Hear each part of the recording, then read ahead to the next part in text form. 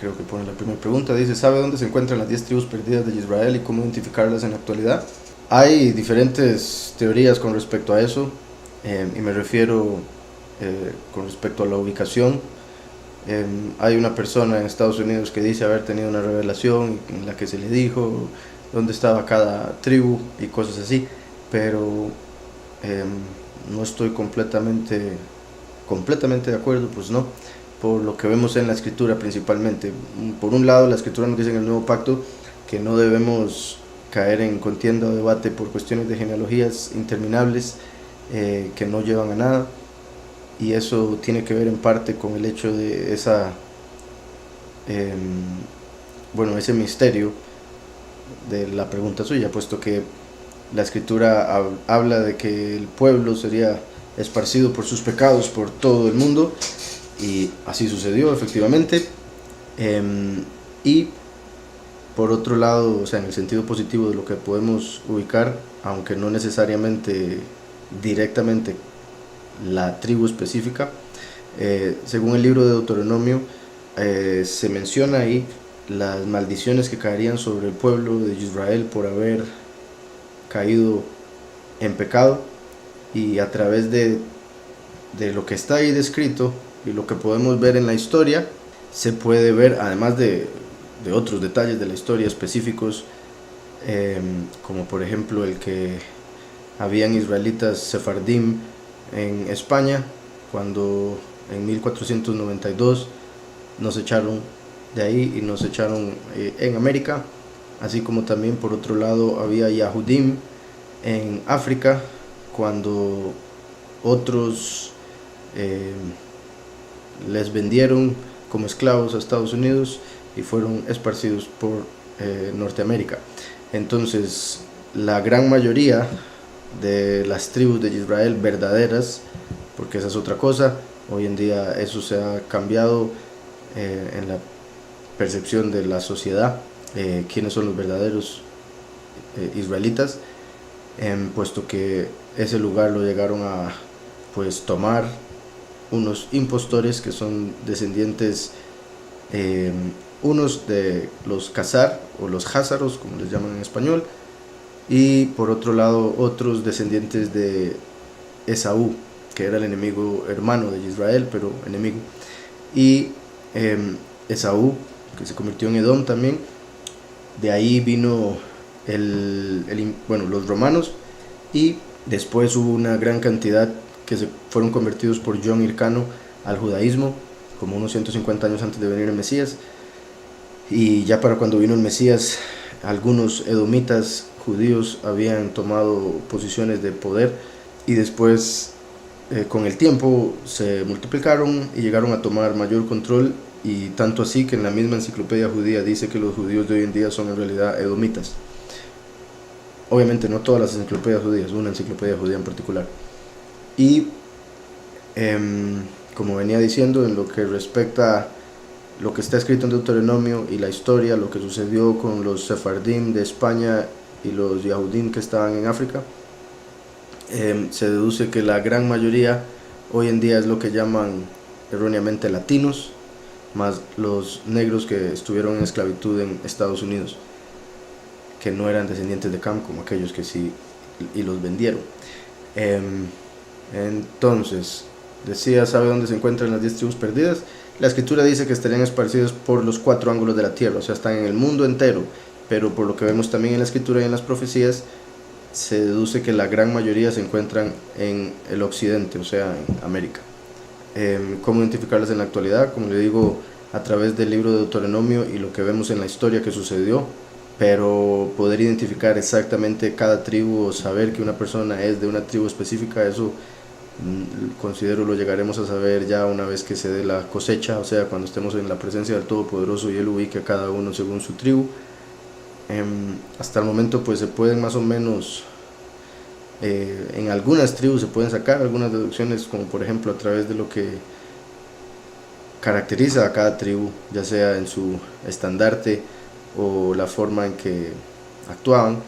Eso puede más o menos identificar a algunas personas. Me refiero a una persona, entre más se llegue a conocer a sí misma, más busque al Padre, puede llegar a notar algunos detalles en la escritura que quizá le indiquen que es de una de las tribus específicas, como por ejemplo el hecho de que los de Isahar eran sabios con respecto a la Torá y los tiempos. El hecho, bueno, los Yahudim, los de la tribu de Yahudá, que eran reyes. Los levitas, Kohanim, por ejemplo, que según los judíos, los que son apellido Cohen supuestamente son levitas. Ahora, por lo que dije ahora anteriormente, no estoy de acuerdo con eso, al menos no en todos los casos, pero con eso me refiero a cómo parte de la identidad se encuentra, por un lado, en la forma de actuar de la persona, los intereses de la persona, y por otro lado, en muchos casos, en sus apellidos. En lo que respecta a los apellidos latinos, se nos dieron apellidos según los trabajos que hacíamos o cosas similares como frutas y objetos. Entonces por eso se dan esos apellidos en el pueblo latino, y también el hecho de que se empezaron a mezclar las tribus y por eso se empezaron a usar dos apellidos, cosa que sucede únicamente con nosotros. Para darle honor a la madre, entonces incluimos también el apellido o nombre de la mamá. Entonces por eso los dos apellidos del pueblo latino, por la mezcla que se empezó a dar. También otra evidencia de eso, en el libro de Esdras aparece que el pueblo, cosa que también aparece en diferentes libros de la escritura, pero en el libro de Esdras es bastante claro, donde dice que el pueblo sería llevado a otra tierra que nadie había conocido, una tierra completamente nueva por sus pecados. Y después, cuando Colón llegó a esta tierra, él mismo dijo que esta tierra, América, era la tierra a la que se refería Esdras en ese libro, cuarto libro de Esdras. Entonces, otro detalle, con respecto a cómo la mayoría de los que hoy en día dicen ser judíos no lo son, lo cual está en Apocalipsis 2.9 y Apocalipsis 3.9 también. Eso se vio profetizado en la historia de Jacob y Esaú. Jacob se vistió de Esaú para tomar la bendición de Esaú.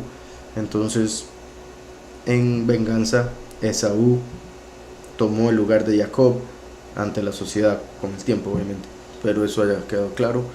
Y me piden por acá 2 Corintios 7, 1 y 2. 2 Corintios 7, 1 y 2. Dice: así que, amados, puesto que tenemos tales promesas, limpiémonos de toda contaminación de carne y de espíritu, perfeccionando la pureza en el temor de Yahweh. Dice: admitidnos, a nadie hemos agraviado, a nadie hemos corrompido, a nadie hemos engañado. Dice: así que, amados, puesto que tenemos tales promesas, ¿verdad? Todas las promesas que Yahweh nos da en la escritura, la vida eterna, empezando por ahí, el gozo eterno y demás.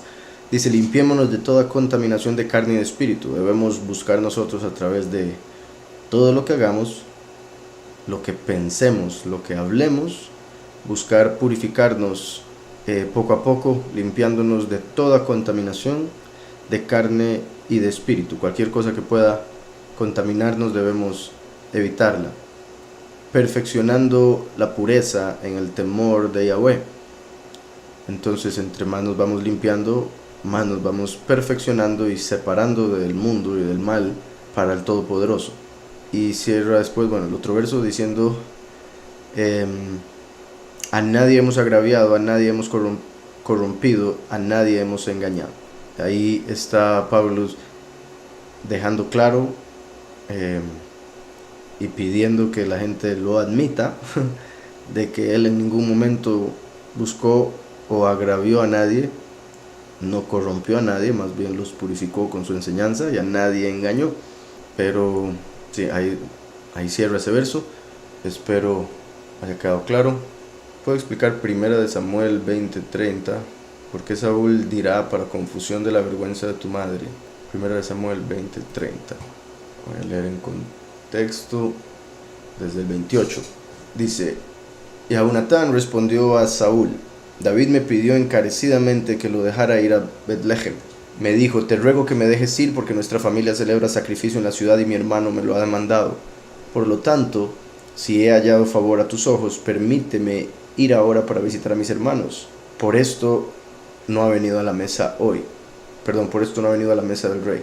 Entonces, este es el verso por el que me preguntan, entonces se encendió la ira de Saúl contra Jehonatán y le dijo, hijo de la perversa y rebelde, hijo de la perversa y rebelde, ¿acaso no sé yo que tú has elegido al hijo de Yishai para vergüenza tuya y vergüenza de la madre que te dio a luz? Entonces, el hermano pregunta, ¿por qué Saúl dirá para confusión de la vergüenza de tu madre? Me imagino, ¿por qué dirá esto? Y vergüenza de la madre que te dio a luz. Pues en sí se podría decir que en lo más literal se refiere a, en realidad como hablan muchos padres, que cuando el hijo hace algo malo, es culpa, digamos, el papá le echa la culpa a la mamá y cuando, por otro lado hace algo en contra de la mamá le echa la culpa al papá. Es normal que eso suceda, tristemente, que la persona vea en su hijo solo las características positivas como propias y cualquier característica negativa se la achaque a la pareja. Además, por otro lado, recordemos que en ese tiempo los reyes tenían varias esposas, bueno, los hombres en general, pero dice aquí hijo de la perversa y rebelde, entonces ahí indicaría que le estaba diciendo que él sabía que era malo solo por haber venido de la madre que vino. O sea, él, al conocer a su esposa, la reconoce como perversa y rebelde y por eso trata así a su hijo cuando ve que o piensa que lo traicionó por David. Ahora, en el sentido espiritual, Saúl representa a Lucifer, David representa al último, bueno, a Micael, y a Jonatán viene siendo como Eliyahu, que sale de la doctrina falsa, pero se une a la verdadera, se une a David. Y algo que hace el enemigo normalmente es cuando las personas llegan a la doctrina verdadera, obviamente los acusa de locos, de perversos, de rebeldes, por ir en contra de lo establecido por este mundo y por el enemigo. Entonces, no quiere decir que sea cierto que Jehonatán era hijo de una perversa y rebelde, necesariamente, repito, que quizá en lo físico haya podido ser así, pero en lo espiritual es, repito, como Eliyahu saliendo de la doctrina falsa para llegar a la verdadera.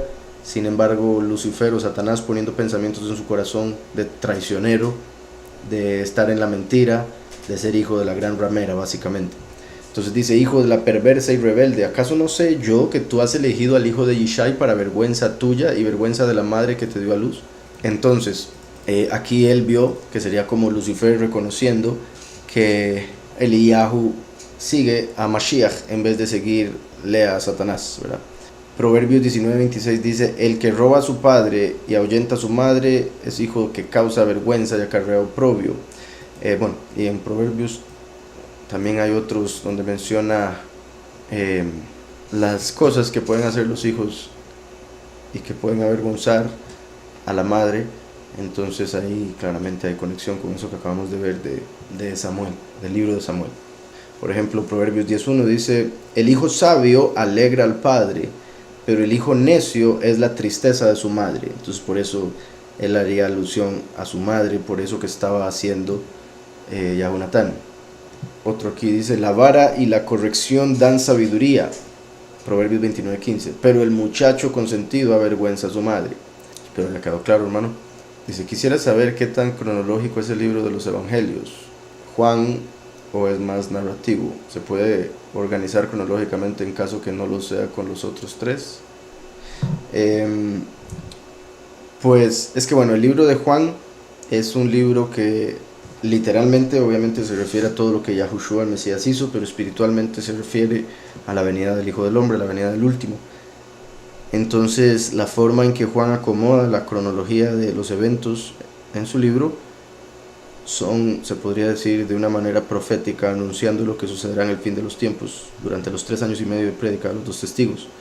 Sin embargo, sí diría yo que en general lleva un orden cronológico, pero sí hay algunos capítulos donde se sale de la cronología y donde menciona un Pesaj que sucedió al puro final, lo menciona muy cerca del principio en el libro, y cosas así que suceden unas 3-4 veces a través del libro, que vemos que Juan menciona, por decirlo así, antes de tiempo, un evento que haya sucedido más cerca del fin de la muerte de Mashiach, pero que lo menciona así por el aspecto profético que está tratando de revelar con esos eventos puestos en ese orden. Pero normalmente, por ejemplo, el mismo Apocalipsis, hay mucha gente que considera que no es cronológico. Yo considero que es completamente cronológico, simplemente tiene paréntesis, por decirlo así. Llamo paréntesis a algunos capítulos donde, por decirlo así, se detiene la cronología y se hace un resumen de eventos que suceden durante un periodo de tiempo más extenso, como 3 años y medio, por ejemplo, que es lo que sucede en Apocalipsis 11, que se mencionan los 3 años y medio de los 2 testigos.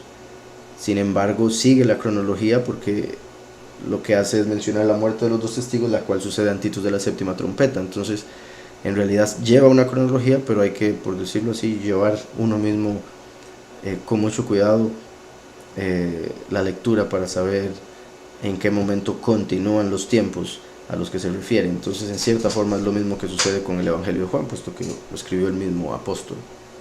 Dice aquí, ¿qué papel juega Afganistán en los últimos años? ¿Será que estará involucrado en la Tercera Guerra Mundial? Pues sí, no me extrañaría, ha estado bastante involucrado en los últimos años. Involucrado me refiero en conflictos que se han dado.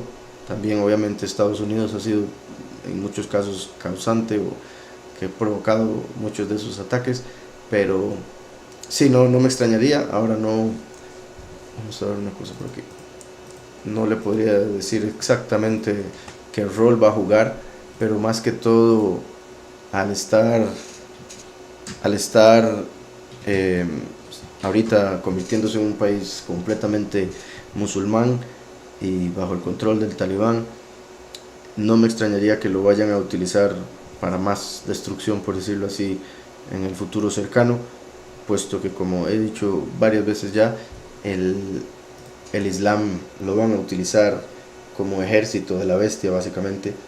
Entonces no me extrañaría que vayan a tomar un rol en la Tercera Guerra Mundial. ¿Por qué será que Yahweh permite que haya hambre en el mundo y niños muriendo en países pobres? ¿Qué respuesta se dará? Me imagino, bueno, que se puede dar. Pues esta es la pregunta, yo creo, o la excusa que toman muchos para considerar que el Todopoderoso es malo, el argumento que usan para no querer creer en el Todopoderoso en muchos casos. Y puedo entender obviamente personas que sí crean en el Todopoderoso, pero esta pregunta les haga una confusión en la cabeza. Claramente, ¿verdad? Es parte de, digamos, cuando yo era niño y yo sufrí, como ya he mencionado, de depresión por muchos años. Parte de las depresiones, nunca estuve ni he estado ni estoy contento con este mundo como es. Sin embargo, la diferencia es que ahora, bendito el Todopoderoso, por buscar a Yahweh, Él me ha llegado a dar conocimiento como para entender por qué las cosas y llegar a aceptar la realidad, y por ende estar contento con la vida, no con el mundo, pero sí con la vida, con Yahweh y con Yahushua. Entonces el punto es llegar a separar y llegar a buscar al Padre, que creo que es lo que la mayoría de la gente no hace, más bien toma ese argumento para alejarse del Padre, en vez de, por ejemplo, como siempre digo, si el Todopoderoso, como dice la misma Escritura, es bueno, quiere decir que si uno ve algo malo en Él, es porque es uno el que no está entendiendo las cosas, es uno el que está mal. Y ese es el principal punto que hay que entender en el corazón, como para no dejarse llevar por argumentos de Satanás. Hay que entender que este mundo en el que estamos es temporal. Con solo eso debería entenderse por qué pasan esas cosas. Si este mundo es temporal, los niños mueren, es obviamente súper triste, pero la muerte de los niños es solo algo temporal. Cuando este mundo temporal deje de ser, va a dejar de ser la muerte y van a dejar de sufrir los niños y va a dejar de haber hambre. Pero ¿por qué Yahweh lo permite? Porque Yahweh nos dio el permiso de hacer lo que nos dé la gana.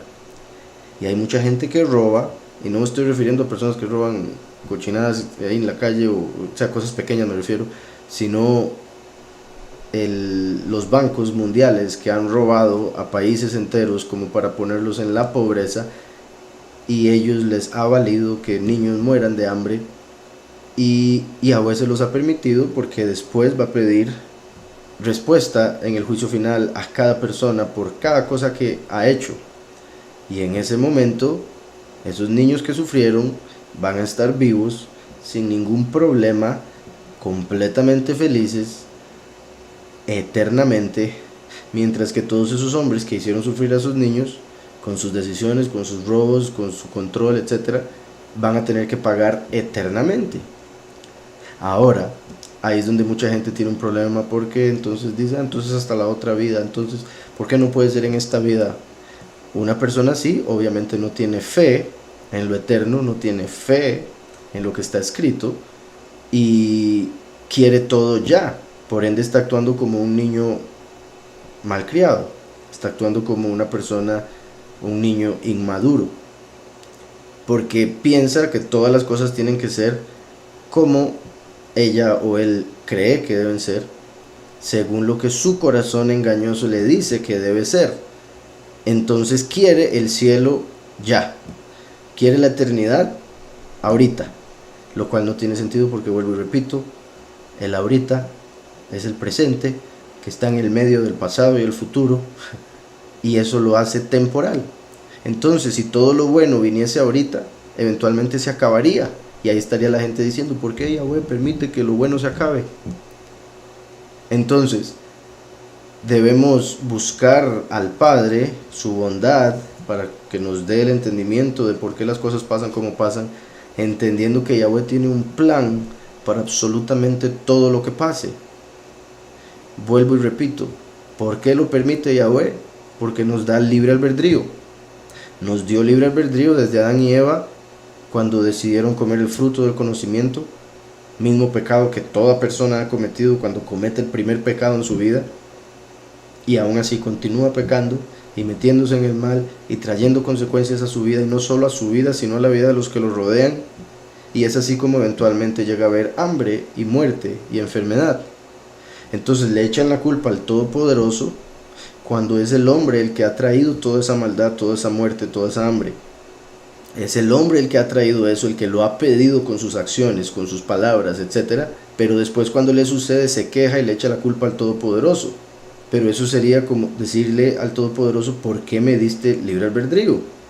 Lo cual es un argumento bastante tonto. Es como decir, quiero que me hagas un esclavo, quiero que me hagas un robot, no quiero tener decisión, no quiero ser libre. Que es más o menos lo que la gente está diciendo hoy en día por miedo a un montón de cosas, diciéndole al gobierno, no quiero ser libre con tal de que usted me proteja. Entonces, dice, ¿por qué será que Yahweh permite que haya hambre en el mundo? Porque Él dio el libre albedrío, y el hombre escogió conocer qué es lo malo. Y entre las cosas malas de la oscuridad está el hambre. Entonces, por eso Yahweh permite que haya hambre en este mundo, para que el hombre escoja lo correcto, para que escoja lo bueno, y después pueda deleitarse eternamente en esa bondad de Yahweh, al haber sabido escoger durante esta vida, en la cual existe el sufrimiento, existe el mal, pero vuelvo y repito, es completamente temporal. Si uno solo se enfoca en lo temporal, va a caer en depresión y no va a entender absolutamente nada por qué pasan las cosas. Pero si uno entiende que hay un plan detrás de absolutamente todo, si uno entiende que este mundo, repito, se va a acabar, si uno entiende que Yahweh es bueno principalmente, que eso debería ser la clave para iniciar con la búsqueda de la comprensión de por qué esas cosas pasan. Y si uno entiende que es uno el que escoge o toma las decisiones que lo llevan a consecuencias negativas, no le puede echar la culpa al Todopoderoso. ¿Por qué usted permite que pasen cosas malas? Si uno entiende que uno mismo ha provocado cosas negativas en este mundo, sería como decir, ¿por qué me permites a mí hacer lo que quiero? Entonces eso es parte de lo que muestra que al ser humano con nada se le queda bien. Y vuelvo y repito, obviamente es demasiado doloroso en el presente el que niños tengan que sufrir, en que haya hambre. Como dije, los que tengan que pagar por eso van a pagar sin lugar a dudas, pero eso es fe. Entiendo que algunas personas no puedan estar contentas con eso. Y por otro lado, si incluimos la reencarnación, como ya he mencionado, se abren un montón de posibilidades más con respecto a por qué una persona puede sufrir siendo niño, por qué Yahweh lo puede permitir. El problema es la falta de conocimiento, la falta de entendimiento. Al uno no saber, por ejemplo, si un niño que está sufriendo fue Hitler en el pasado, al no saber si un niño que está sufriendo, todo lo que sucede alrededor, las razones por las que Yahweh lo está permitiendo, porque sabemos que todas las cosas son para bien de aquellos que aman a Yahweh, incluso las cosas negativas, obviamente.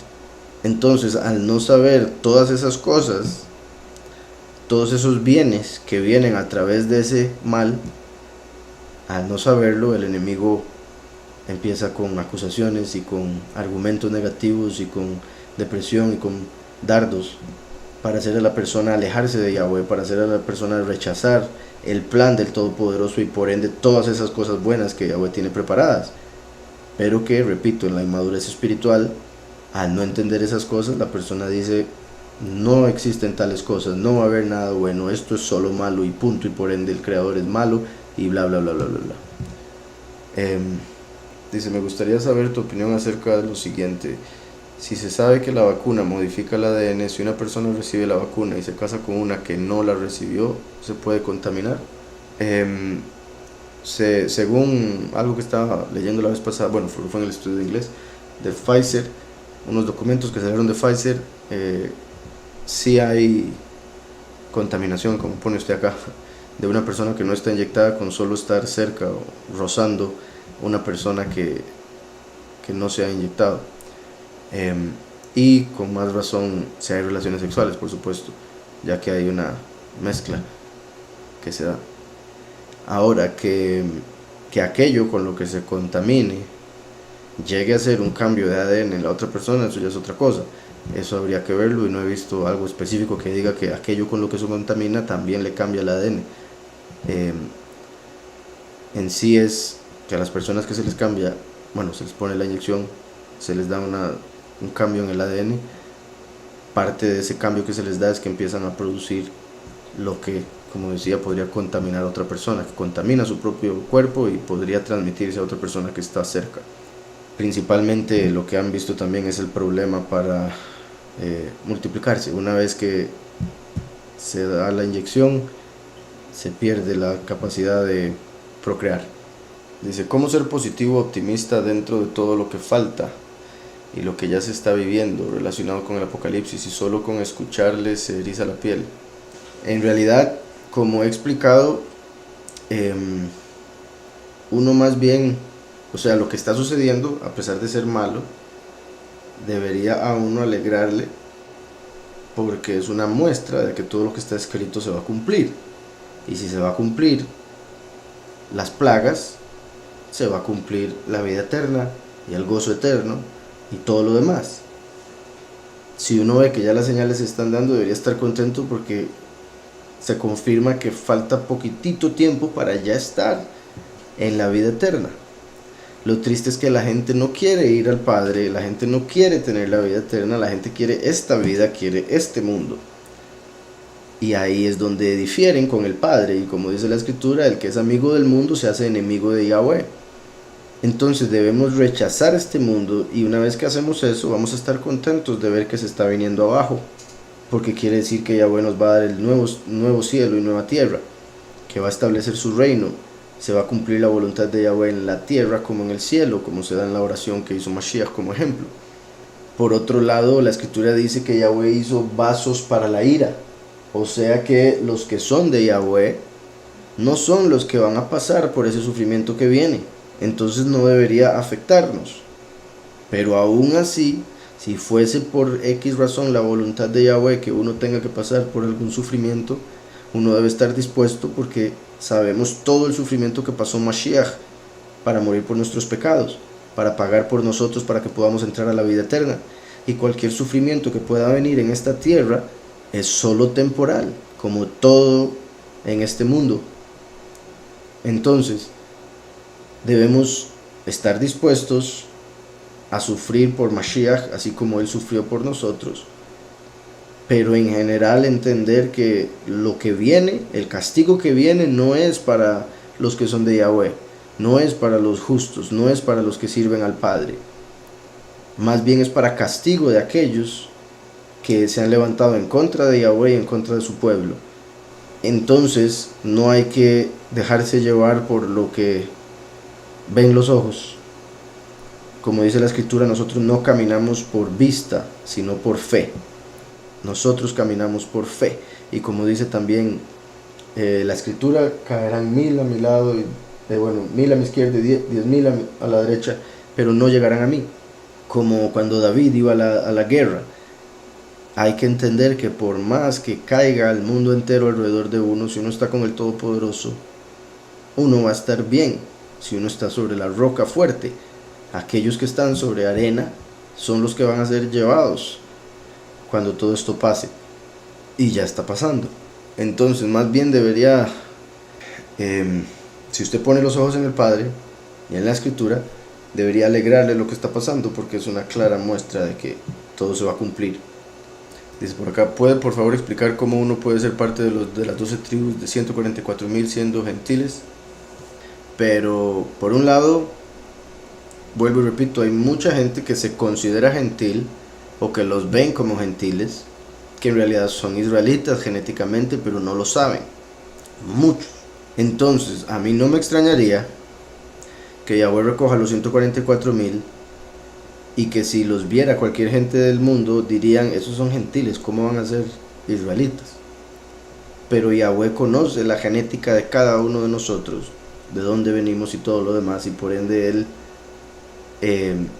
por decirlo así, podría escoger a los 144.000 todos completamente israelitas en lo literal, pero que para el mundo, al menos en su mayoría, serían gentiles, incluso para ellos mismos antes de darse cuenta de su verdadera identidad genética en este caso.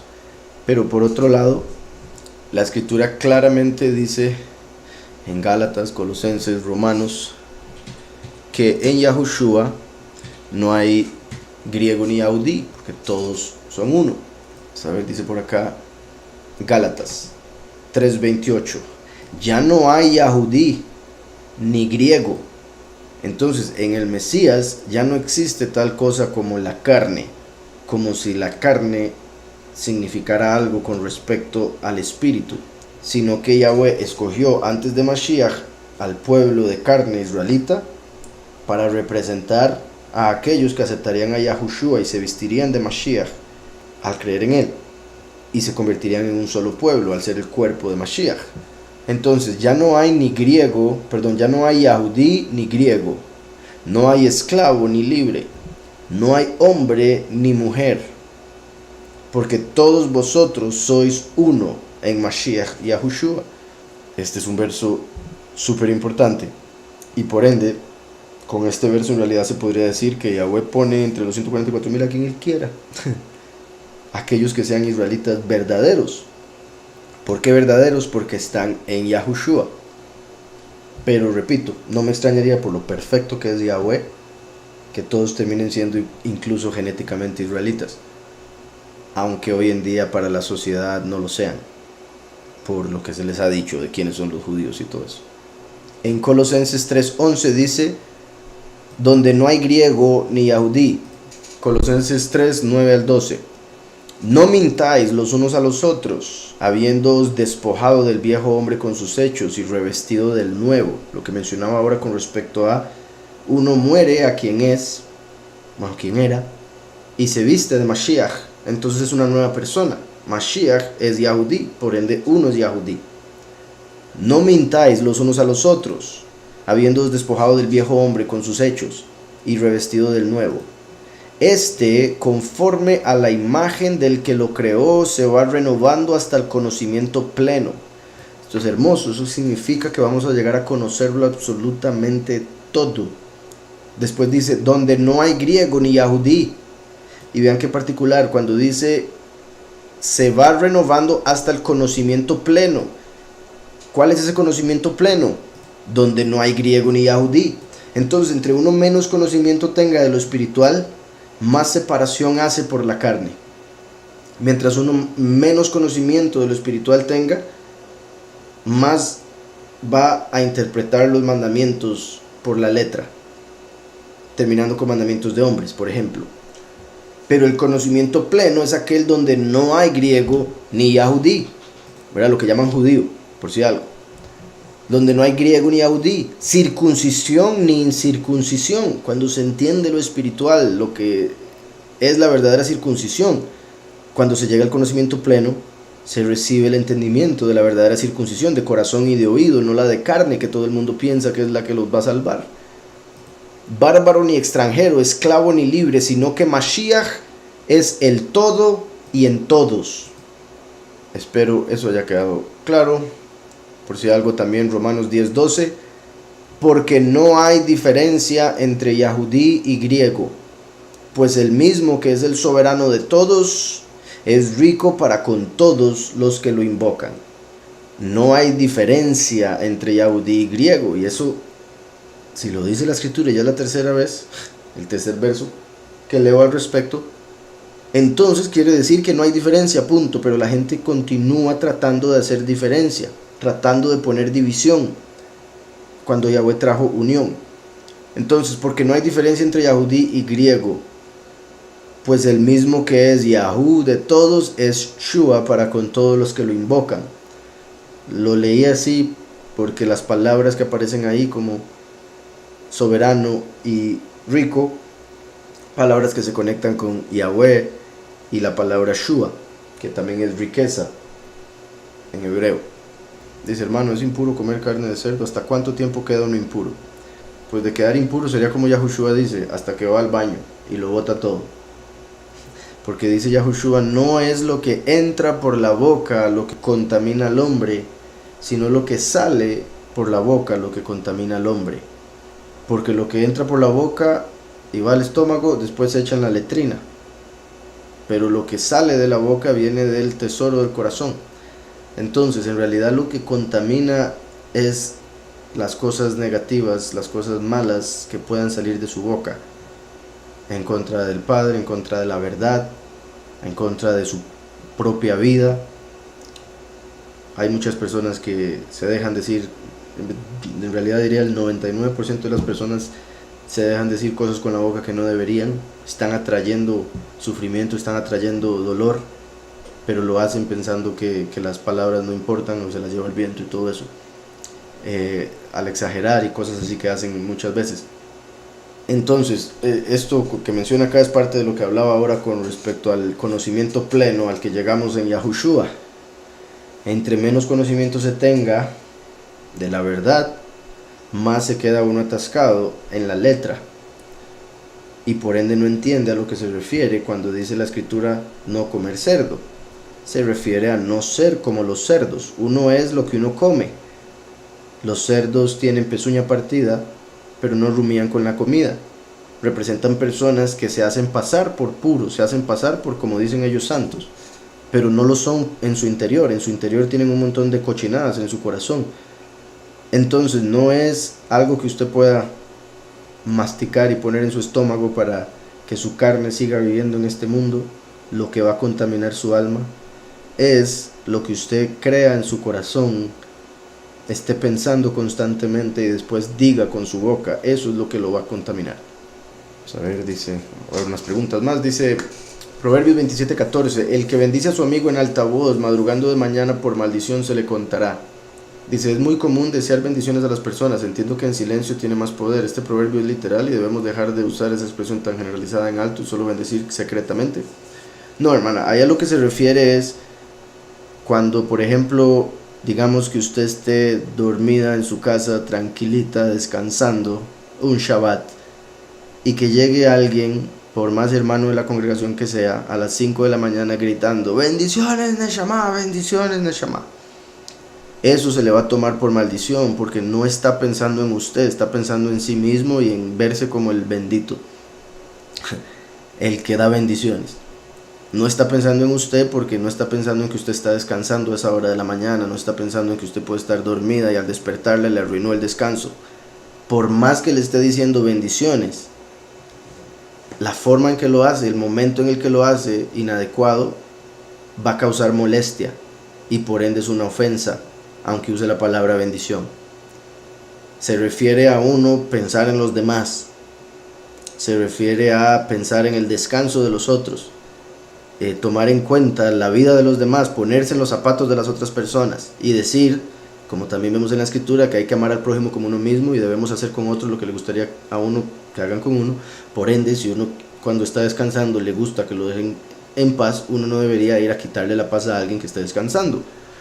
Entonces por eso dice, el que bendice a su amigo en altavoz madrugando de mañana, por maldición se le contará. Ese es el punto. Después dice Samuel 24, ¿puedes explicar qué pasó con este censo que Yahweh castigó a David? Se ve que la serpiente metió la nariz, pero no entendí bien. Sí, este es un evento muy interesante eventualmente. Bueno, ya lo hemos visto en la congregación, pero creo que no está grabado el capítulo. Se conecta también con un verso de Crónicas que muchas personas ven como contradictorio. Y no me extrañaría que, bueno, no sé si usted cuando tuvo ese debate con esa persona que decía que el del Antiguo Testamento Satanás usó esos versos, esos eran un par de versos de los que le mencioné que son los que la gente puede usar para ese argumento sin entenderlos. Pero bueno, leo aquí 2 Samuel 24, dice, volvió a encenderse la ira de Yahweh contra los Israelim e incitó a David contra ellos. En Crónicas vemos que Satanás se levantó e incitó a David. Entonces la gente dice, ve que aquí dice Yahweh, allá dice Satanás, entonces ve que son el mismo. Sin entender que Satanás es un ángel que sirve a Yahweh. Y por ejemplo aquí vemos que dice, volvió a encenderse la ira de Yahweh contra los israelitas e incitó a David. ¿Qué incitó a David? La ira de Yahweh. La ira de Yahweh era ese ángel Sabaoth que Yahweh utilizaba para destruir a aquellos contra los que estaba enojado. Por eso ese ángel se convirtió en el acusador, se le pasó la mano de destrucción y Yahweh le quita ese poder, como lo profetiza en Ezequiel 28. Ahora bien, ¿por qué se enciende la ira? Bueno, la ira de Yahweh se encendió contra el pueblo.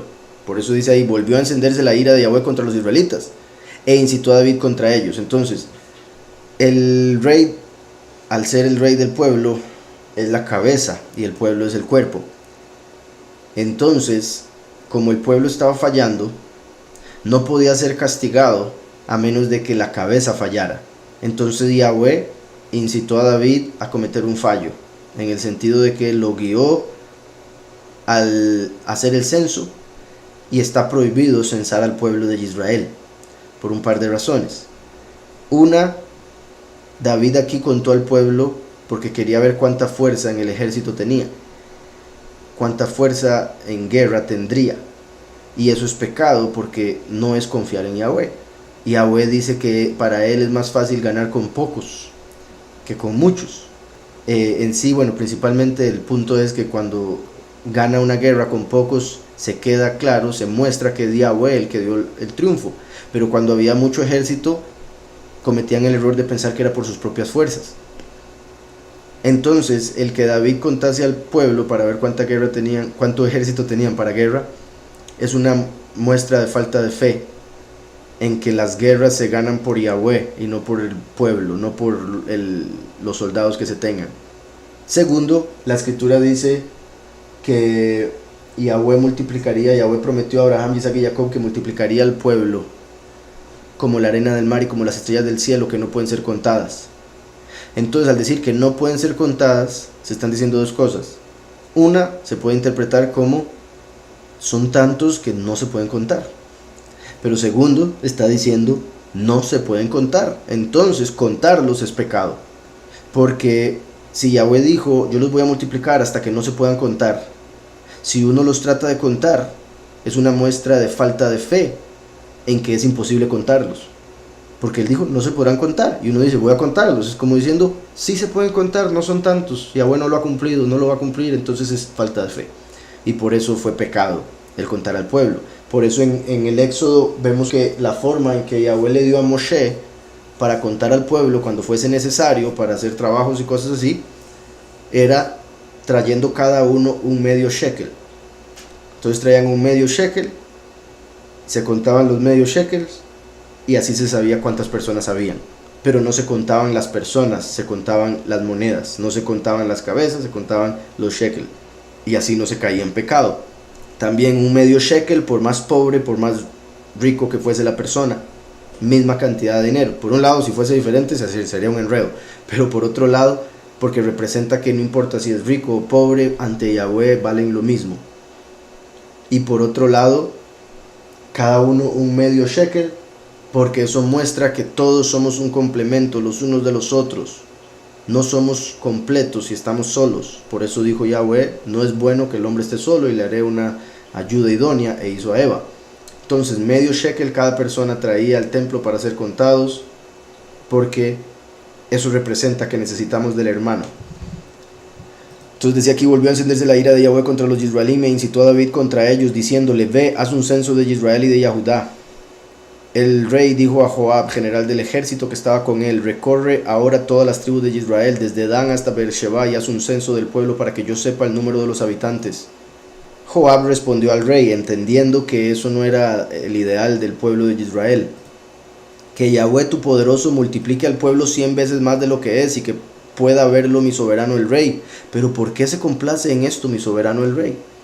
Ahí le hace la pregunta como tratando de evitar que suceda el censo, sin entender que era la voluntad de Yahweh castigar al pueblo, y por ende necesitaba hacer, al enviar un malaj que pusiese ese deseo en el corazón de David de contar al pueblo, que él con eso fallase y por ende el pueblo podía ser castigado. Es como vemos en Génesis, Yahweh no nos podía poner en este mundo de pecado, de muerte, como decía ahora el hermano que preguntó, de hambre y de niños que mueren, a menos de que nosotros lo escogiéramos. Nosotros tuvimos que escoger entrar a este mundo, y eso sucedió cuando se comió el fruto. Y Yahweh no nos va a poner en un lugar de sufrimiento a menos de que uno lo busque primero. Entonces aquí el pueblo merecía castigo, pero como Yahweh es justo y por cómo funciona la justicia, primero tenía el rey que fallar. Entonces llevó el rey a hacer ese fallo y para poder después castigar al pueblo. Similar a, repito, Yahweh necesitaba que entráramos a este mundo para poder conocer lo bueno y lo malo y escoger lo bueno, aceptar la vida y entrar al otro mundo, que es el plan perfecto de Yahweh, llegar a ese punto. Pero necesitamos pasar por este proceso. Sin embargo, no nos iba a poner de una vez en la muerte, sino que nos puso en el paraíso, y el hombre decidió comer del fruto del conocimiento de la vida y la muerte. Bueno, conocimiento del bien y el mal, pero en este caso, con lo que estaba explicando, el bien representado por la vida y el mal por la muerte, obviamente. Espero con esto le haya quedado claro a la hermana. Mi pregunta es, sabemos que Yahweh tiene los elegidos porque conoce el corazón de cada quien y sabe al final si es bueno o no. Entonces con esto podemos decir que si alguien nació malo e intenta cambiar los números de los elegidos, no cambian por nada. Explicar esto, ok, a ver si lo entiendo. Sabemos que Yahweh tiene los elegidos porque conoce el corazón de cada quien y sabe si al final si es bueno o no. Ok, primero que todo, la escritura dice que todos somos malos. El mismo Yahushua lo llamaron bueno y dijo, ¿por qué me llamas bueno? Solo hay uno bueno y es Yahweh que está en los cielos. Yahushua después dijo en otro momento, si ustedes siendo malos pueden dar buenas dádivas a sus hijos, cuanto más Yahweh que es bueno. Entonces, el hombre con solo tener inclinación al mal, ya está, hasta ahí llegó. Ahora, otra cosa es ser justo. Entonces, el que es justo reconoce que ha cometido errores que lo alejan de ser bueno. Y así llega al arrepentimiento de esos errores, y por ese arrepentimiento consigue el perdón de Yahweh a través de Yahushua como para ser escogido. Entonces no quiere decir que los escogidos todos son buenos de nacimiento, para nada. Los escogidos son seres humanos como todos, pero que tomaron las mejores decisiones en el aspecto espiritual. Aceptaron a Yahushua. Obviamente buscaron la justicia, buscaron la verdad, buscaron ser lo mejor que podían ser. Y por esa forma de ser, Yahweh les revela a su hijo Yahushua, para que puedan recibir la pureza que necesitan para ser escogidos. Entonces, ¿sabe al final si es bueno o no? Entonces con esto podemos decir que si alguien nació mal, como dije, todos nacieron, en realidad todos nacimos, se podría decir que en blanco, en el sentido de a pesar de la reencarnación, aunque incluimos la reencarnación, cuando una persona entra al mundo, Yahweh pone, por decirlo así, en blanco la lista de pecados. Aunque venga a rectificar algo del pasado, o aunque puedan hacer de una manera relativamente negativa por lo que hizo en el pasado, viene sin pecado. Sin embargo, esas cosas que le puedan haber pasado por la vida anterior pueden hacer que en su mente le afecte como para no querer al Todopoderoso y terminar hundiéndose más en el pecado y siendo peor esta vida que la anterior. Es una posibilidad, pero la idea es que la persona reconozca al Todopoderoso, se aleje de lo malo a través de su vida, conozca a Yahushua y por ende sea una nueva persona. Entonces decía, si alguien nació malo e intenta cambiar, los números de los elegidos no cambian. El número de los elegidos no cambia por el simple hecho de que Yahweh supo al principio cuál sería el número al final. Entonces por eso nos dio el número. Pero no quiere decir eso, digamos, por ejemplo, si el que está escuchando, hasta ahora está escuchando, y se da cuenta que hay unos escogidos, no quiere decir eso que ya quedó fuera porque ya están los 144,000. Entonces quedó fuera porque acaba de escuchar. No, Yahweh sabría de esa persona que iba a escuchar en este momento y se iba a purificar de aquí a la cosecha como para ser cosechado con los 144,000. Entonces el número no cambia porque la profecía no cambia, porque Yahweh sabe todo lo que sucedería al final desde el principio, pero será hasta el final que ese número va a estar completo, específicamente en la cosecha. Entonces, espero haya quedado claro.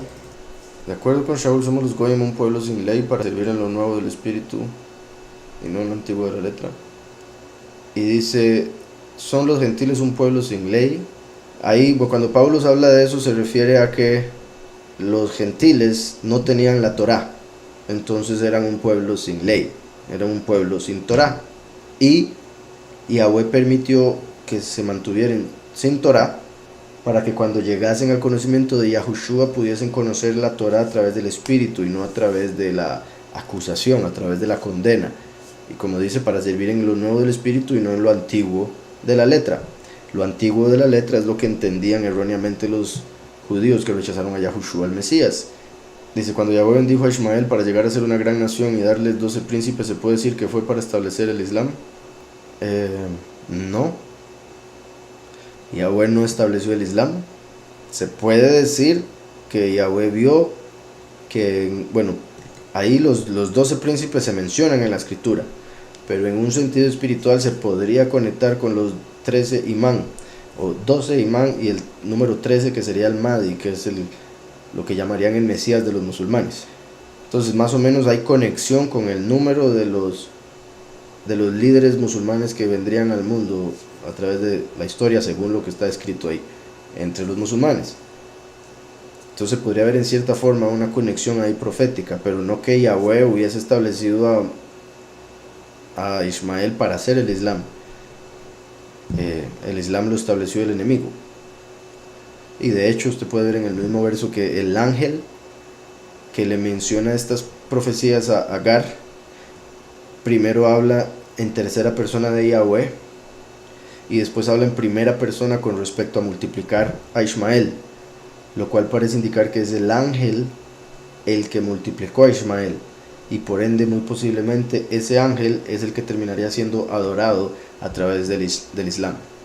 Sobre Lilith podríamos hablar de la misma mujer que habla en Apocalipsis, podría ser la gran ramera.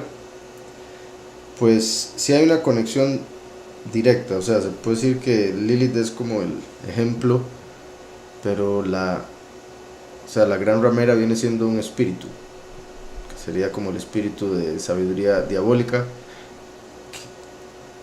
que es como un reflejo negativo que se hizo de la sabiduría celestial al entrar en el espacio creado por Yahweh y formar los malachim, de los cuales vino Samael, y con esa sabiduría diabólica hizo un montón de cosas esa sabiduría diabólica habría, por decirlo así, tomado cuerpo en la que se conoce como Lilith. Entonces Lilith viene siendo como un ejemplo de, al igual que Jezabel viene siendo como Lilith reencarnada, por decirlo así. Pero en lo que respecta a la gran ramera, es un espíritu, es una iglesia. ¿Por qué no está en hebreo el Brit Hadashah? ¿Por qué en griego? La razón por la que no está sería porque no se ha encontrado. Porque como ya he mencionado, hay, considero, suficiente evidencia, y me refiero en el mismo Nuevo Pacto, incluso en el griego obviamente, de que originalmente fue escrito en hebreo, después se tradujo al griego y arameo, y esas son las versiones que hoy en día se encuentran. Entonces eso querría decir que las hebreas se perdieron o las han escondido, que también es otra posibilidad, pero eventualmente Yahweh las revelará. Pero sí hay suficiente, por ejemplo, el hecho de que se habla que el griego del Nuevo Pacto, la forma en que está escrito parece como si hubiera sido un griego no tan fino, pero en realidad es porque, o sea, esas diferencias que hay con el griego que esperaban ver ahí, se deben a que fue escrito como si hubiese sido en hebreo. Entonces, si uno tradujese las palabras griegas al hebreo, tendría toda la... bueno, de una vez ya estaría acomodado como normalmente se escribe en hebreo. Por ejemplo, para explicar eso, en español e inglés hay muchas cosas que se dicen al revés. Entonces, si uno escribiese algo en inglés, tendría que cambiar la forma de decirlo en español. Sin embargo, si uno quisiese, a través de esa traducción, mostrar que el original era en otro idioma, uno podría dejar ese mismo orden de palabras, aunque sonase extraño en el nuevo idioma. Entonces se dice que eso fue lo que sucedió en el griego del Nuevo Pacto. Se mantuvo la forma de escribir del hebreo, pero traduciendo las palabras al griego, y eso hace que parezca un griego extraño, pero es porque se habría mantenido la forma de acomodar las palabras en el original hebreo. Pero eso es solo un punto, porque en realidad hay muchos otros en la misma escritura. Lo vemos cuando Yahushua se le aparece a Pablo, que le habló en hebreo. Después el hecho de que está el libro de Hebreos, sí, lógico que el libro de Hebreos para los hebreos fuese escrito en griego. Y con lo anterior que mencioné del libro de Hechos, cuando Yahushua se le aparece a Pablo y le habla en hebreo, si le habla en hebreo, indica que en ese tiempo se hablaba hebreo, Pablo se entendía hebreo, Yahushua hablaba hebreo, que es algo que tampoco les gusta decir hoy en día, el hecho de que en ese tiempo todavía se hablaba hebreo. El libro de los romanos era a hebreos que estaban en Roma.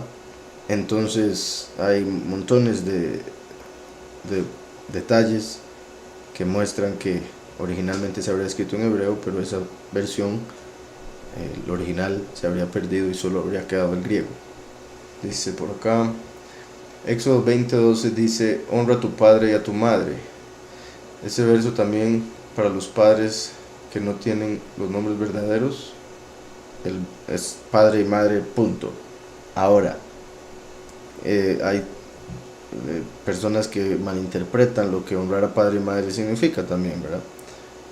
Porque si su papá y su mamá no creen en el Todopoderoso verdadero, entonces usted los honra según lo que el Todopoderoso verdadero a quien usted sigue le dice que haga, respetándolos, amándolos, cuidándolos, estando ahí para ellos, obedeciendo, pero obedeciendo hasta el límite en el que ellos quieran que usted rompa algo de lo que Yahweh manda. O sea, si sus papás, por no creer en Yahweh, le dicen que blasfemen contra de Yahweh, obviamente eso no sería honrar a sus padres, porque aquel que le dice que honre a sus padres tiene otros mandamientos, y entre esos el amarlo a él primero, con todo el corazón, toda la mente, todas las fuerzas. Entonces, si su papá le dice que respete a Yahweh, quien le está diciendo a usted que ame a su papá, es su papá el que se está saliendo de esa bendición.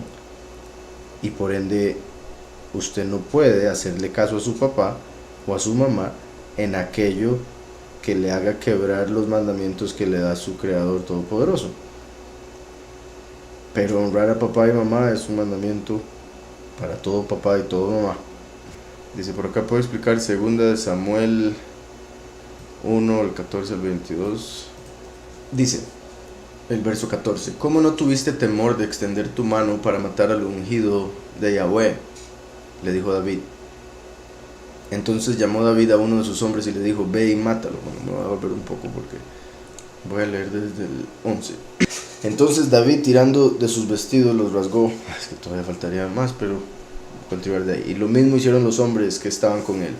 Lloraron, se lamentaron y ayunaron hasta la noche por Saúl y por su hijo Yahonatán, por el pueblo de Yahweh y por la casa de Israel, pues habían caído al filo de la espada. Entonces habían matado a Saúl y a Yahonatán, que era el mejor amigo de David. Entonces estaban llorando. También David estaba llorando por el rey de Israel, lo cual es algo que me parece a mí bastante sorprendente en el buen sentido de David, como a pesar de que Saúl lo quería matar, lo andaba buscando para matarlo constantemente, David hasta el final le respetó, le honró por ser el ungido de Yahweh, por haber sido escogido por Yahweh para ser rey, por el tiempo que lo haya sido, a pesar de su desobediencia y demás. David mantiene el respeto y el honor a ese rey, y eso es sorprendente por muchas razones, entre esas la humildad de David, el amor de David, el respeto de David, el honor que le tiene al Padre y a aquel a quien él escoge, y la fidelidad ante todo. Todos esos detalles, entre otro montón más, por supuesto, fueron los que vio Yahweh para escogerlo y ponerlo como rey.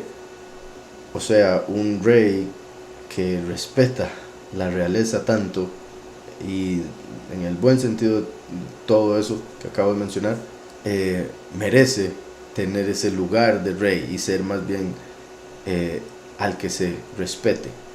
Entonces dice: David, tirando sus vestidos, los rasgó, y lo mismo hicieron los hombres que estaban con él. Ya había leído eso, leo el 13. David preguntó luego a aquel joven que le había traído la noticia: ¿de dónde eres tú?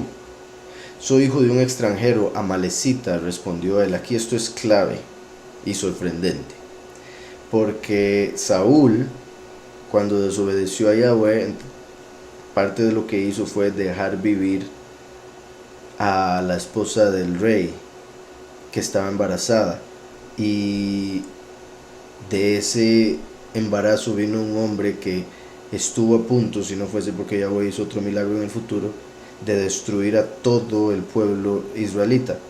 Entonces Yahweh por algo le estaba diciendo a Saúl que matase a todo ese pueblo, y es una historia muy larga. Los de Amalek son como hijos de Satanás básicamente, y merecen la destrucción completa, pero hombres a través de la historia, pensando ser ellos, según ellos, más misericordiosos que el Todopoderoso, sin entender la misericordia y la justicia del Padre, le desobedecieron a Yahweh y dejaron que se multiplicasen esa nación, y esa nación es la que ha llegado básicamente a controlar el mundo y a tenerlo como está ahorita, y va a ser condenada al puro final, pero va a destruir la tierra primero. Entonces aquí este joven que llegó era descendiente de ese pueblo que seguía vivo por la desobediencia de Saúl, y ahí Saúl acababa de morir, si me fuera más para atrás, cuando trató de suicidarse pero no lo logró. Entonces después vino este joven y pidió que terminara el trabajo de matarle. Entonces cuando David está escuchando la noticia de que mataron al rey de Israel, Saúl, que David lo seguía viendo como rey, entonces le llegan a informar a este hombre y le pregunta de dónde es él, y le dice que es de Amalek. Soy un hijo de extranjero, amalecita, respondió él. Entonces David le preguntó: ¿cómo no tuviste temor de extender tu mano para matar al ungido de Yahweh?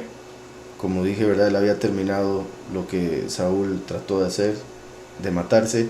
Entonces este amalecita lo mató. Un amalecita, un enemigo de Yahweh, y se atrevió a matar a el rey que Yahweh había puesto, y por eso le está diciendo esto aquí David. Lo curioso también es que, bueno, como también son muchos impíos, ¿verdad? Que bueno, este amalecita pensaba que con estas noticias iba a alegrar a David, porque el corazón del amalecita estaba completamente torcido y no entendía el honor que ahora mencioné con respecto a David y la diferencia entre el pueblo de Israel y la amalecita y otras cosas. Entonces le dice: ¿cómo no tuviste temor de extender tu mano para matar al ungido de Yahweh?, le dijo David. Entonces llamó David a uno de sus hombres y le dijo: ve y mátalo. Él lo hirió y murió. Mientras David decía: tu sangre sea sobre tu cabeza, pues tu misma boca atestiguó contra ti al decir: yo maté al ungido de Yahweh. Yo maté al ungido de Yahweh. Entonces él mismo, al haber declarado, cuando pensó que iba a alegrar a David, diciéndole: maté a Saúl, lo que hizo en realidad fue confesar su asesinato y por ende merecía la muerte. Dice el verso 17: David entonó este lamento por Saúl y a Jonatán su hijo, y dijo que había de enseñarse a los hijos de Yahudá. Así está escrito en el libro de Yashar. Libro de Yashar, ¿verdad? Que como sabemos, bueno, es un libro que no metieron en la escritura, pero que hoy en día se puede encontrar a través de la internet y que es muy, muy importante, muy interesante.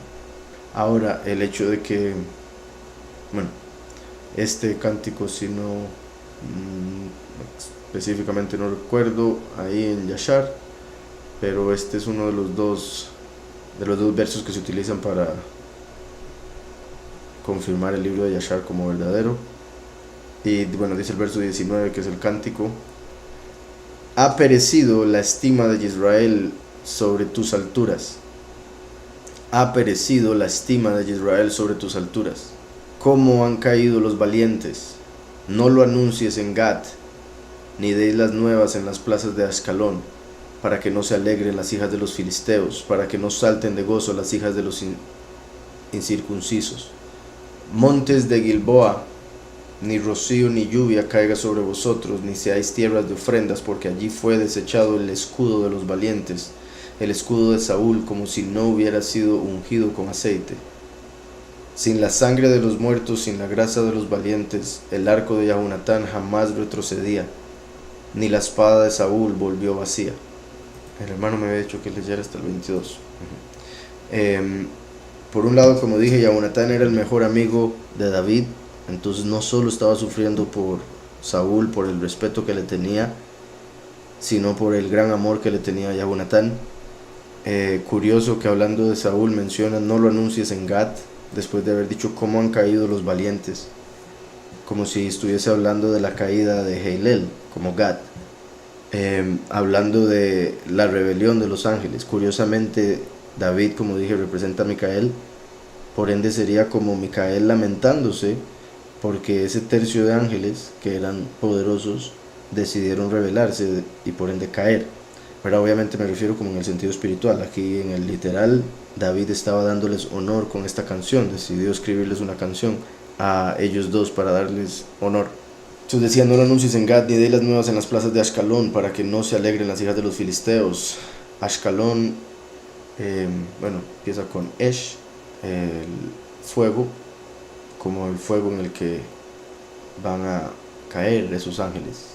Dice: para que no se alegren las hijas de los filisteos, para que no salten de gozo las hijas de los incircuncisos. Montes de Gilboa, ni rocío ni lluvia caiga sobre vosotros, ni seáis tierras de ofrendas, porque allí fue desechado el escudo de los valientes. En la escritura vemos en Efesios que el escudo es la fe en Yahweh. Se podría ver entonces porque allí fue desechada la fe de los valientes. El escudo, Saúl quiere decir deseado. El escudo del deseado, o la fe del deseado, como si no hubiera sido ungido con aceite. Así como rechazaron al deseado de las naciones y la fe que predica. Después dice, sin la sangre de los muertos, sin la grasa de los valientes, el arco de Yahunatán jamás retrocedía, ni la espada de Saúl volvió vacía. Yahunatán quiere decir aquel a quien Yahweh dio. Entonces, el arco de aquel a quien Yahweh dio jamás retrocedía, que se puede conectar con el último que viene con un arco. Ni la espada, que es Yahushua, la palabra de Yahweh, deseado de las naciones, volvió vacía, puesto que la palabra de Yahweh nunca vuelve vacía, dice la escritura. Entonces esa canción se puede conectar con el rechazo que hubo de Mashiach primero y último, y bueno, y al inicio con la caída de los ángeles. Es que nos da plena seguridad de que somos contados entre los 144,000 y no nos engañamos creyendo que somos y en realidad no. Es que la fe es la certeza de lo que no se ve. Entonces sería la fe, eso es lo que le debería dar certeza. Pero ahí entra entonces que cuál es su fe, ¿verdad? Y no me refiero solo a la cantidad de fe que pueda tener para creer en el Todopoderoso, sino en las cosas que cree usted. Entonces estudiarse uno mismo y decir, okay, qué es lo que conozco del Todopoderoso, qué es lo que conozco de la escritura, de su plan y demás. Y no, o sea, como acaba de decir usted, asegurarse de no engañarse a uno mismo, sino buscar del Todopoderoso, purificar las obras, purificar los pensamientos, purificar las palabras y actuar como Yahushua manda, y por ende debería con su fe confirmársele que usted es uno. Pero si usted vive como siempre en la vida ha vivido, haciendo lo que sea, lo que mande la carne y demás, obviamente no se va a dar, porque la fe sin obras está muerta. Entonces usted tiene que tener la fe, pero también actuar como la escritura manda, y tener toda la fe y buscar al Todopoderoso y pedirle al Todopoderoso que lo escoja, y etcétera, etcétera, etcétera, pero vivir como un escogido, porque está escrito, el que persevere hasta el fin, ese será salvo. Entonces debe perseverar hasta el fin, continuar en esa misma fe y en las acciones, obviamente, de esa fe. Acerca de la gran tribulación, la iglesia cristiana asegura que serán raptados antes, y son muy pocos los que dicen que sí nos tocará parte de ella. ¿Qué nos podría decir acerca de ese tema? Bueno, como he mencionado, el rapto no es como lo enseñan en la iglesia cristiana, como ya he mencionado también. La palabra rapto ni siquiera está en la escritura, por eso yo siempre menciono la cosecha o la séptima trompeta, y repito, es completamente diferente a como lo han explicado en la iglesia cristiana. Ahora, de ese tema hay videos en el canal nuestro, entonces ahí los pueden ver, pero en resumen, Pablo dijo que la cosecha, la salvación, el momento de la transformación va a ser la última trompeta. La última trompeta. En Apocalipsis vemos que hay 7 trompetas. Curiosamente, cuando llega a la séptima trompeta, vemos que Apocalipsis relata cuando los escogidos son llevados a la presencia de Yahweh. Entonces, la séptima trompeta obviamente es la última trompeta a la que se refiere Pablo, aunque en el cristianismo hay quienes cambian eso por el hecho de que quieren irse antes de la tribulación, porque la escritura habla de que la séptima trompeta, que es la última, cuando la cosecha se da, sucede después de todos los sellos y después de las primeras 6 trompetas, obviamente.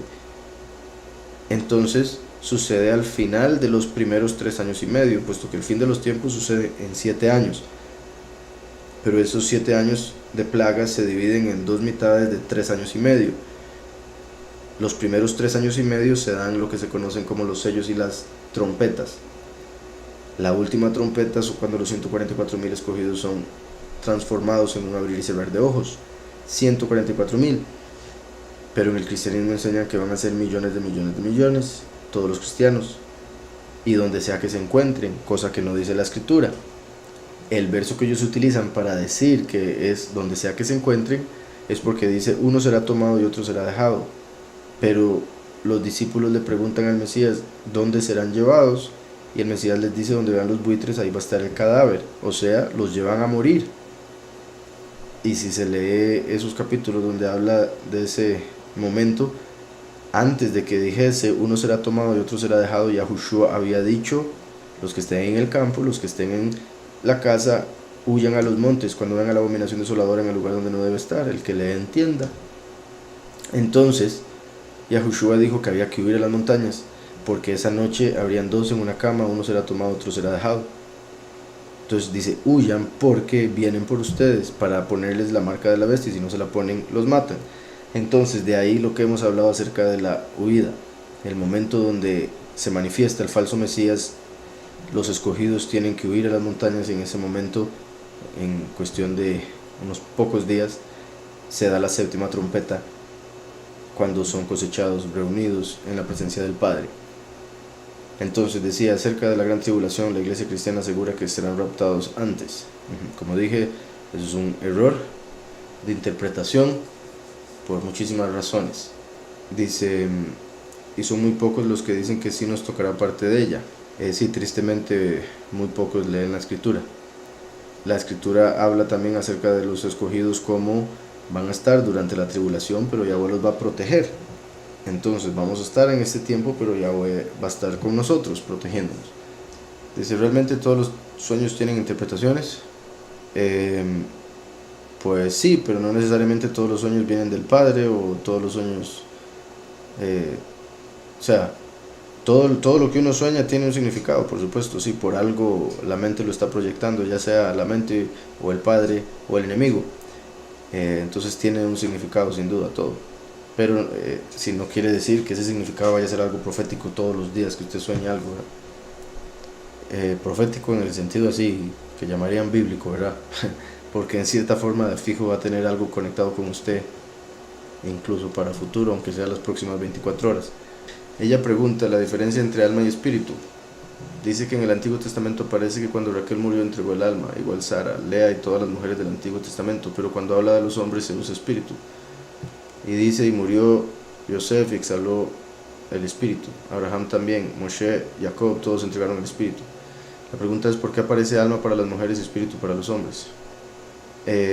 Si quiere me muestra, o sea, ok, aquí puso ejemplo, sí. Dice, ejemplo, Génesis 35, 15 al 18, donde relata que Raquel entrega su alma después de dar a luz a Benjamín. Vamos a ver, Génesis 35, 15 al 18. 15 al 18 dice, y Jacob llamó Betel a aquel lugar.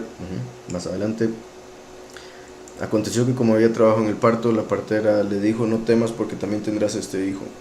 Ella al salírsele del alma, verso 18, ella al salirse del alma pues murió, le puso por nombre Benoní, pero su padre lo llamó Benjamín. Y en hebreo dice, y aconteció cuando salió su alma, porque murió. Podría también, bueno, me hubiera gustado un par de ejemplos más de lo que menciona, pero en sí ahí más que todo tiene que ver con el contexto. Ahora, empezando desde el inicio de la pregunta, la diferencia entre alma y espíritu. Alma viene siendo la persona, el espíritu es lo que le da vida al cuerpo, para que el alma habite en el cuerpo y utilice el cuerpo como vehículo en este mundo. Entonces el alma somos nosotros, por eso el alma es lo que hay que salvar. El espíritu le pertenece a Yahweh.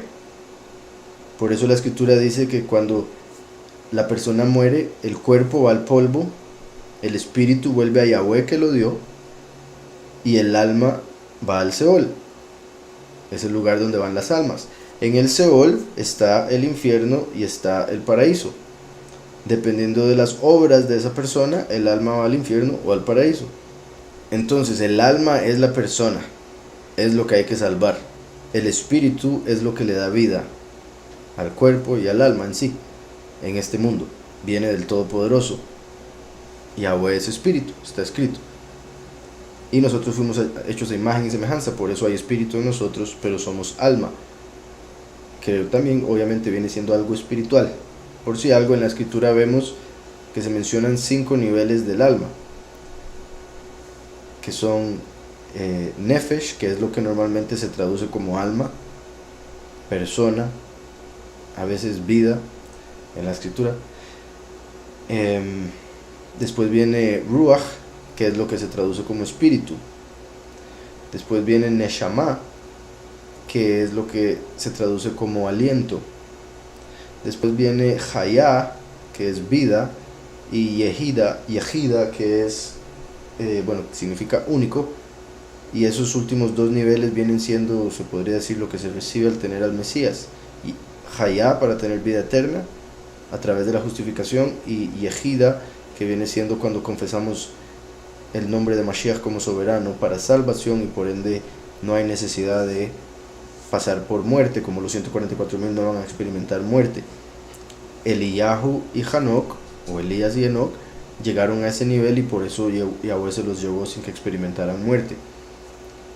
Entonces, esos 5 son los niveles del alma, que hay varias formas en las que se explica cómo se dan, pero en sí, en resumen, el alma es la persona, el espíritu es lo que le da vida.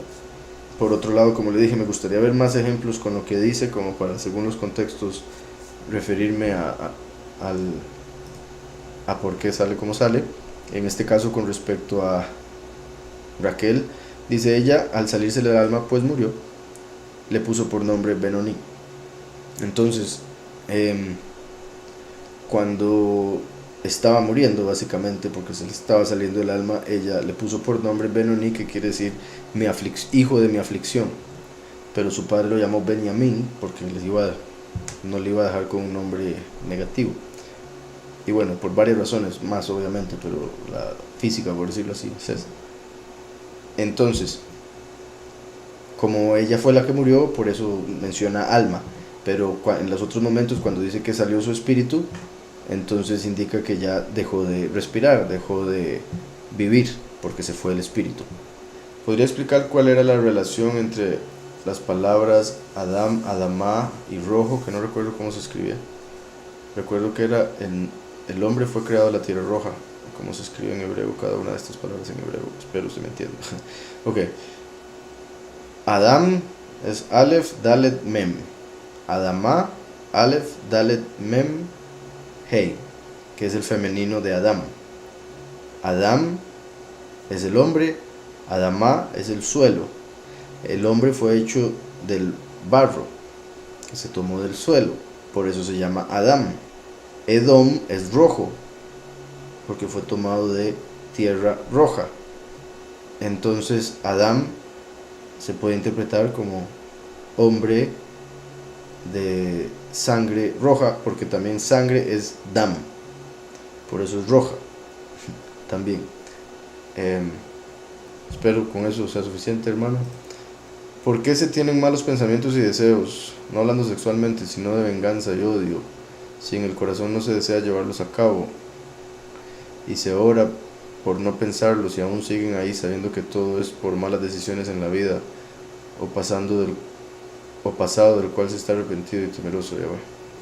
Bueno, porque el enemigo así es y va a tratar de hacerle caer constantemente, aunque usted ya haya dejado la forma de ser del pasado. El enemigo va a tratar de hacer que vuelva al error. Entonces va a traerle pensamientos de una u otra cosa. Cada persona es diferente, sus debilidades son diferentes, y Satanás sabe, y por ende va a llegar a atacarlo con las cosas que le afectan a usted. Si a usted no le afecta lo sexual, quizá le afecte la venganza, porque no sé exactamente los malos pensamientos, dice odio, venganza y odio. Sí, lo que usted tiene que pedirle al Padre es que lo llene de amor, que lo ayude a crecer en amor, a poder liberarse de cualquier odio, de cualquier rencor, tratar de sacar toda malicia, como dice la Escritura, y en todo momento traer todo pensamiento de obediencia de Mashiach. Entonces, cuando un pensamiento así viene, usted lo transforma. Si viene un pensamiento de odio, usted lo transforma en uno de amor, o lo saca. Le pide al Padre, o sea, en vez de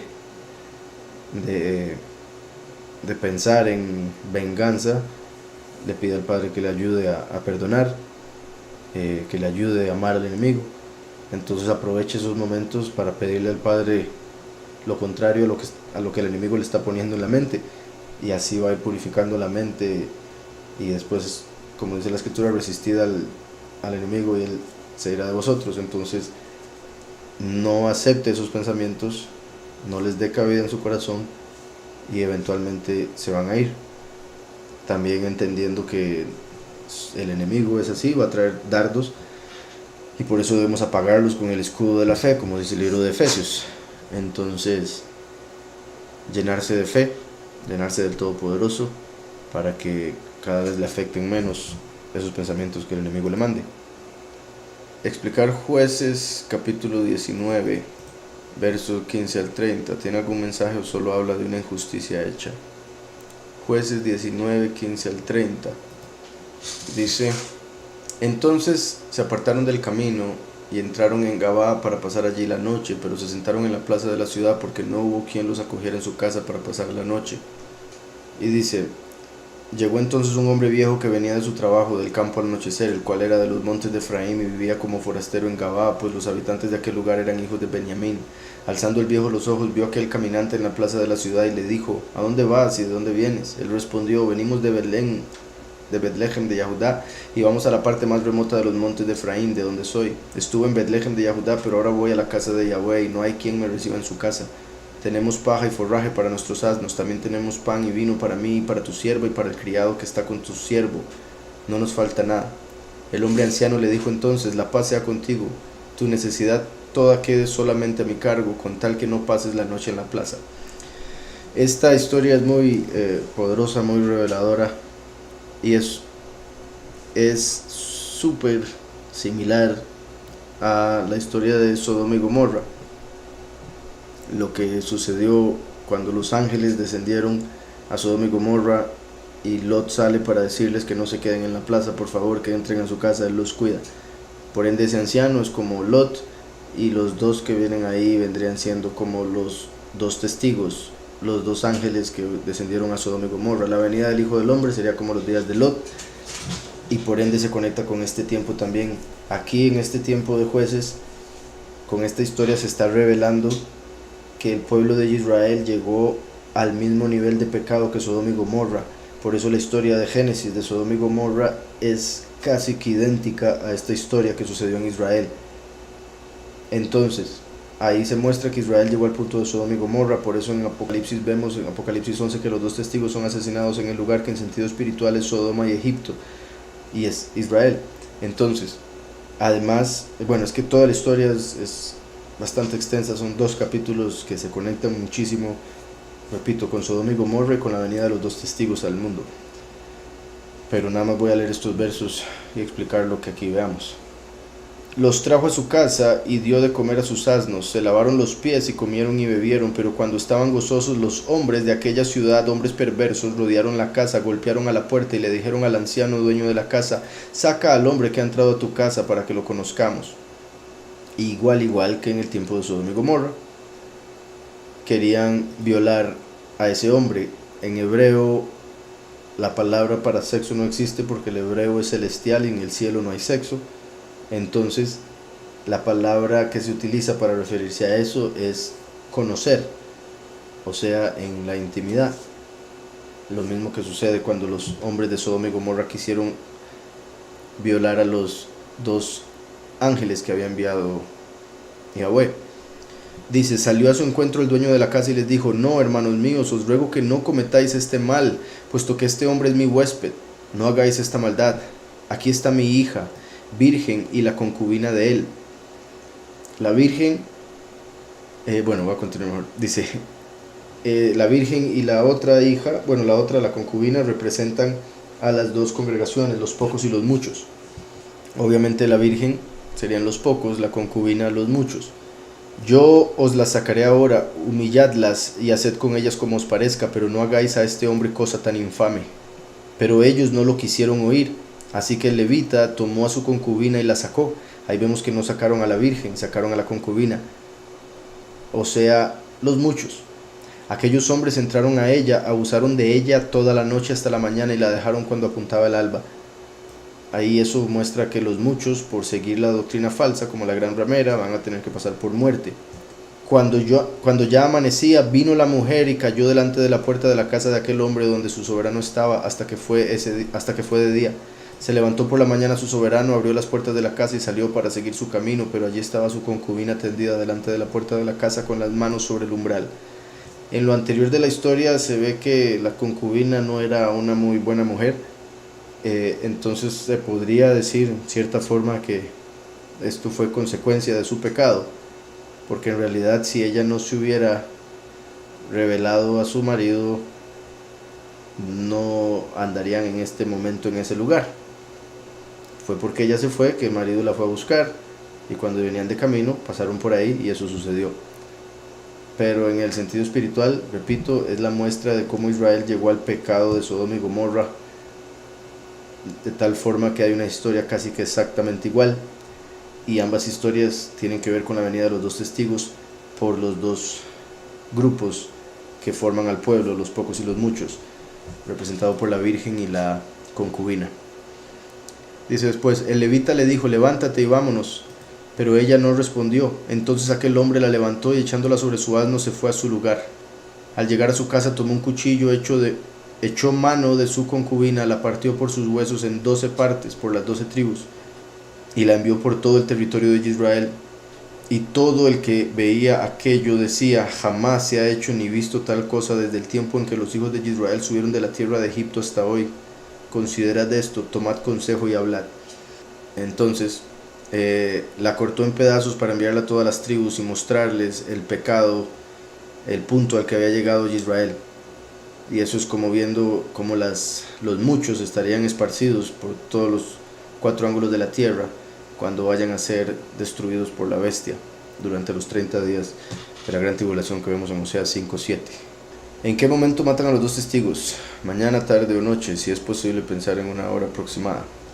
Pues en realidad no he llegado a, o sea, he pensado posibilidades, pero no he llegado como a una conclusión en sí, porque por un lado, como he dicho, considero que los van a matar con fuego que desciende del cielo.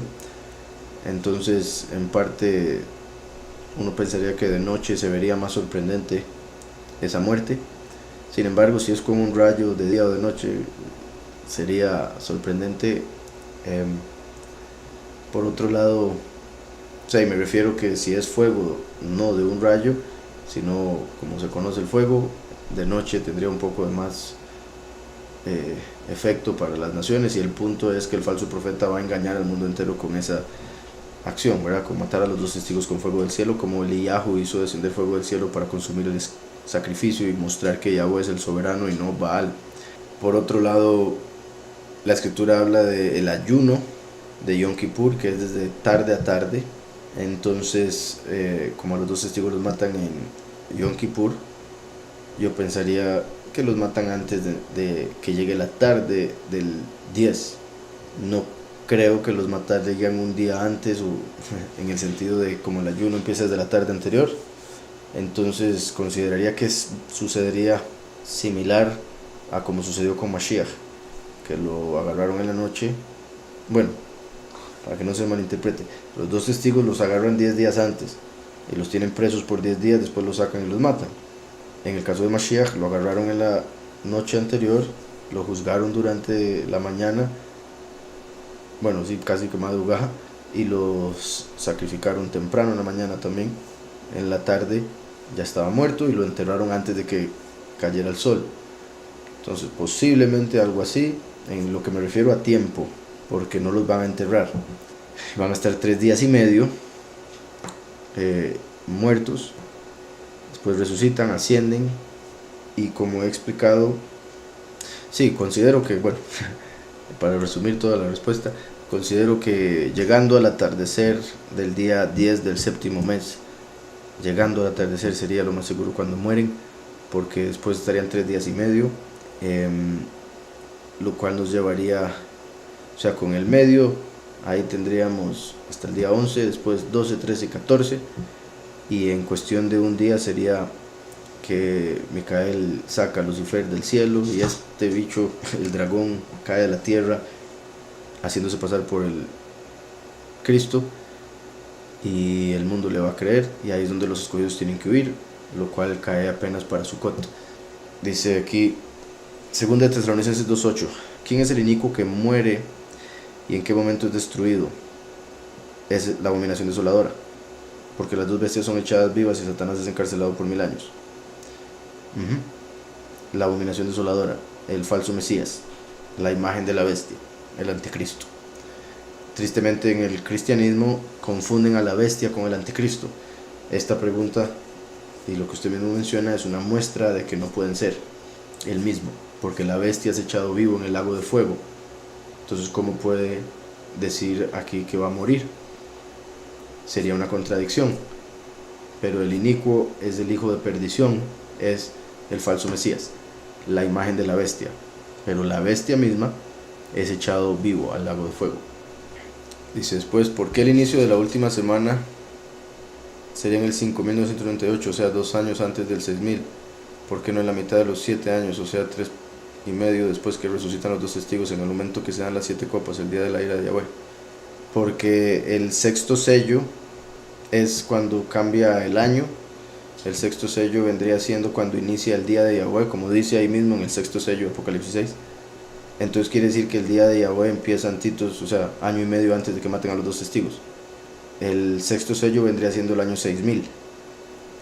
Y el sexto sello sucede antes de las 7 trompetas. Y a los 2 testigos los matan entre la trompeta sexta y la trompeta séptima. Entonces el sexto sello cambia el milenio y todavía faltan el séptimo sello y las 6 trompetas para llegar a la mitad de los últimos 7 años. Dice, ¿hay algún otro evento o cuenta en la escritura que confirme como otro testigo una fecha así? Bueno, se les acabo de mencionar. O sea, cuando se lleva la cronología del Apocalipsis, es que se deduce eso. También a los 2 testigos, ok, el año empieza en Aviv, a los 2 testigos los matan el séptimo mes. Entonces el séptimo mes sería cuando se da la mitad de los últimos 7 años. Entonces no podría empezar ahí el milenio, porque estaría en la mitad del año, entre otras cosas. Dice, la resurrección de los muchos que son decapitados, Apocalipsis 25, que van a reinar con Mashiach 1000 años, sucede cuando empieza el séptimo milenio. 25, no, eso ya es el octavo milenio, es al final del séptimo milenio. Ahora, es que bueno, usted se está yendo a Apocalipsis 20, eso ya es en el juicio final, pero ya esas personas habrían estado 1000 años en la tierra, entonces van a estar gobernando en la tierra durante 1000 años y después viene el juicio final. Apocalipsis 20 explica el juicio final, pero ya para ese momento pasaron los 1000 años en los que reinaron. Espero haya quedado claro. Dice que, ¿qué significa la palabra Dios? Dios viene de Deus y Deus viene de Zeus. Zeus, según Apocalipsis 2, es Satanás. Entonces Dios viene siendo otro nombre de Satanás. ¿Qué significa gracias? Gracias son las 3 hijas de Zeus. Entonces, gracias son las 3 hijas de Satanás. Dice un hermano, si todos los sacrificios a Yahweh se hacían fuera del templo,